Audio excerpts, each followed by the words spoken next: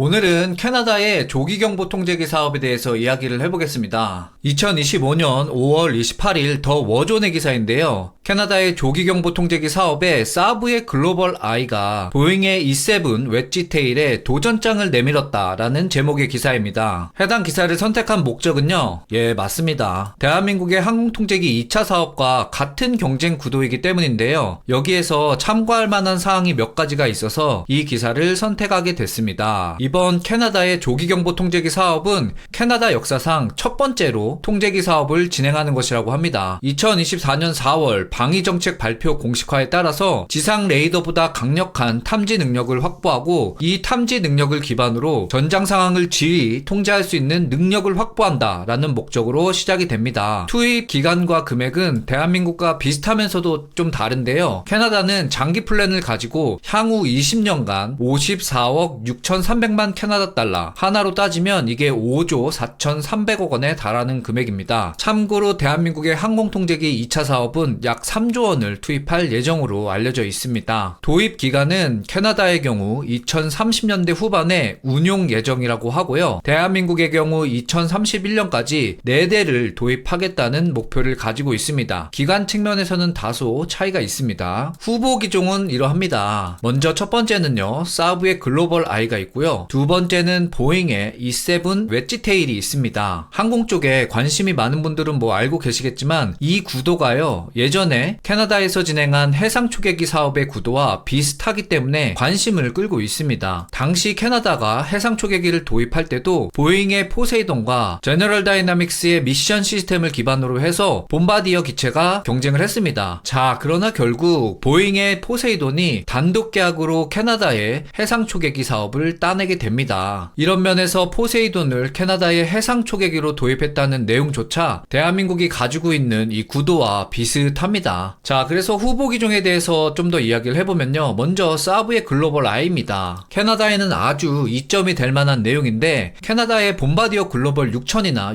6500을 기반으로 해서 제안을 하고 있습니다. 비슷하죠? 그런데 캐나다 입장에서는 캐나다의 자체 기체잖아요. 그러다 보니까 캐나다 내부의 고용 창출을 포함해서 산업 전반적으로 파급 효과가 긍정적일 것이다 라는 예상이 있습니다. 그렇기 때문에 캐나다 국내 산업의 기여도가 높아질 것을 장점으로 꼽고 있습니다. 캐나다 입장에선 좋죠. 자기네 기체니까. 그래서 이러한 이유 때문에 캐나다의 방산 전시회인 캔색 2025를 앞두고 공식 제안을 했다고 전해지고 있습니다. 이제 여기서 확인이 가능한 사항이요. 캐나다가 만약에 글로벌 아이를 도입하게 된다면 연간 생산량을 4대까지 확대를 하겠다라고 약속을 했다고 합니다. 그럼 여기서 유추해 볼 수 있는 사항이 현재 글로벌 아이의 연간 생산량이 4대가 안 된다는 뜻이죠. 그래서 좀 궁금해서 이 내용을 찾아보니까요. 불가리아의 군사 매체인 불가리안 밀리터리에 따르면요. 현재는 스웨덴의 린셰핑 시설에서 연간 최대 3대까지 생산이 가능하다고 합니다. 그래서 이 내용은 참고로 알아두시면 좋을 것 같고요. 자, 다음은 글로벌 아이의 운용 현황인데요. 알고 계신 것처럼 그렇게 많은 나라가 도입하진 않았습니다. 현재 아랍에미리트가 유일하게 봄바디어의 글로벌 6000 기반으로 5대를 운용 중입니다. 그리고 사브가 현지에서 S106이라는 이름으로 3대를 운용할 예정이에요. 그렇기 때문에 아직 충분히 검증된 기체다라고 말하기는 어려운 점이 없지 않아 있습니다. 자, 기타 특징으로 이리아이 익스텐드 버전의 A사 레이더가 달리는데요. 이리아이는 글로벌 아이의 전신으로 사브의 340 조기경보기에 달렸던 레이더입니다. 해당 레이더는 브라질, 그리스, 멕시코, 파키스탄 등 다양한 국가의 다양한 기체에 탑재돼서 운용이 되었던 어느 정도 검증이 된 레이더입니다. 그래서 기본으로 LEI-ER A사 레이더가 기체 상단에 스키박스 안에 탑재가 되고요. 특히 해상 감시 플랫폼으로 사용될 경우에는 이 LEI-ER A사 레이더에 추가로 해서 레오나르도의 시스프레이 해상 감시 레이더가 장착이 됩니다. 해당 장비를 통해서 제트스키나 잠수함 잔망경 같은 작은 물체까지 감시가 가능한 수준이라고 합니다. 그래서 이러한 이유 때문에 북극 지역 감시 능력을 강화하려는 목적의 캐나다의 중요한 요소로 평가받고 있습니다. 자, 근데 특이하게 사브가 캐나다에 기술 이전을 하겠다 이런 코멘트는 없습니다. 그래서 이런 부분들은 대한민국과 좀 차이점이 있지 않나 이렇게 한번 생각해 봅니다. 자, 여기까지가 사브 글로벌 아이에 대한 간략적인 정리 사항이고요. 다음 후보 기종인 보잉의 E7 웨지테일입니다. E7 웨지테일은 미 공군과 나토가 선택한 기체입니다. 미 공군의 경우 2022년 E3를 대체하겠다 발표를 하면서 선택이 됐고, 나토의 경우는 2023년 11월에 선정이 되었습니다. 이러한 이유 때문에 캐나다가 미국과의 노라드 협력을 강화할 때 유리한 기체다라고 평가를 받고 있는데요. 여기에 추가를 해서 캐나다가 속해 있는 파이브 아이즈가 모두 E7 웨지테일과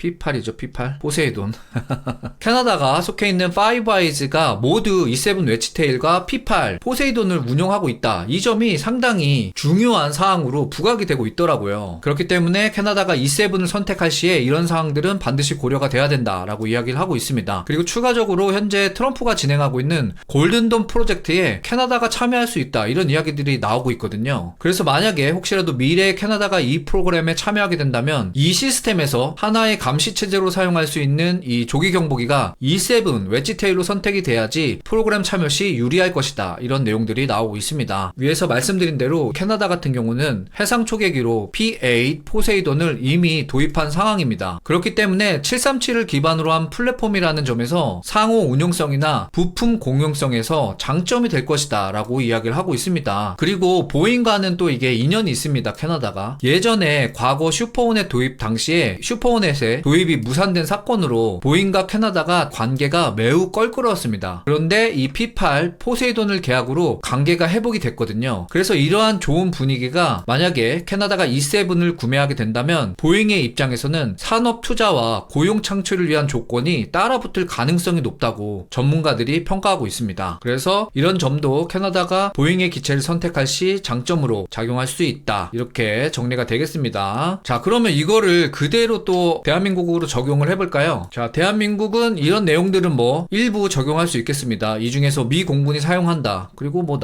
나토까지는 좀 얘기하기 어렵겠죠. 자, 그리고 골든돔 뭐 상관없는 얘기고요. 그리고 이 점은 뭐 완전 똑같죠. 우리도 이미 P8 포세이돈을 도입했기 때문에 이러한 내용들은 대한민국에 그대로 적용할 수 있을 것 같습니다. 자, 그런데 여기 마지막 산업 투자 및 고용 창출은 우리에게 그대로 적용할 수 있는 내용은 아닌 것 같습니다. 그래서 캐나다와 대한민국 이런 차이점이 있다, 잠시 봤고요. 그래서 이런 내용들로 봤을 때 캐나다는 당연히 E7을 선택하는 것이 유리하겠지만 여기에는 여러 가지 변수가 있습니다. 예, 맞습니다. 트럼프의 돌발 행동 때문인데요. 트럼프가 캐나다를 미국의 51번째 주로 만들겠다, 이런 어처구니 없는 발언들을 했고, 그러면서 캐나다 내부에 미국에 대한 여론이 상당히 좋지 않습니다. 그런 내용들이 캐나다 투표에서도 반영이 됐는데요. 캐나다가 자유당 정권을 다시 유지하게 됐습니다. 근데 이 자유당 정권이 국방의 자주화를 지금 노력하는 정권이잖아요. 그렇기 때문에 이러한 내용들은 변수가 될 수 있다라고 분석을 하고 있습니다. F-35도 뭐 비슷한 내용이죠. 이러한 이유 때문에 예전에 한번 설명드렸고요. 자, 그래서 더 워존의 결론입니다. 물론 변수들이 있지만 캐나다는 보잉의 영향력을 완전히 배제할 수 없다. 그리고 미국에서 완전히 벗어나려고 하는 이런 생각들은 상당히 위험한 전략이다 라고 평가하고 있습니다. 중요하죠, 캐나다 입장에선. 그래서 해상 초계기를 선택했을 당시, 즉 P8을 선택했을 때와 마찬가지로 결과는 끝까지 예측하기 어려워 보인다 라고 결론을 내리고 있습니다. 즉 이게 무슨 말이에요? 제가 생각할 때는 이래요. 결국 보잉, 즉 미국을 선택하게 될 것이다 라는 의미로 저한테는 들립니다. 자, 이런 이야기들이 뭐 남일 같진 않습니다. 대한민국도 항공통제기 2차 사업을 앞두고 있는데 여러 잡음들이 들리더라고요. 많은 부분에서 보잉의 기체를 선택해야 하지 않을까, 이런 의견들이 많은데 또 보잉의 지금 기체 가격이 많이 상승을 했잖아요. 그래서 필요 대수를 대한민국이 원하는 만큼 모두 또 충족하지 못할 거다, 이런 이야기도 들리고요. 그래서 그 항공통제기 2차 사업은 또 관련 내용이 나오면 정리를 한번 해보도록 하겠습니다. 제가 준비한 영상은 여기까지입니다. 오늘도 즐거운 하루 보내세요.